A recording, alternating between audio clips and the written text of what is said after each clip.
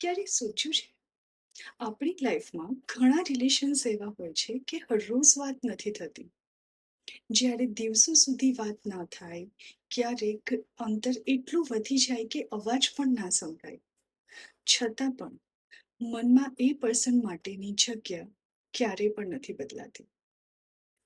આ જ સાચું રિલેશન. દૂર રહેવું એટલે દૂર થઈ જવું નહીં. કેટલાક લોકો આપણી લાઈફમાં એટલા ઊંડે જોડાયેલા હોય છે કે વાતચીત બંધ થઈ જાય તો પણ ફિલિંગ્સ બંધ નથી થતી. કોઈ ફરિયાદ નહીં, કોઈ એક્સપેક્ટેશન નહીં, ફક્ત એક સાયલેન્ટ ટ્રસ્ટ. શું જ્યારે પણ જરૂર પડશે ત્યારે એ પર્સન મારી બાજુમાં હશે.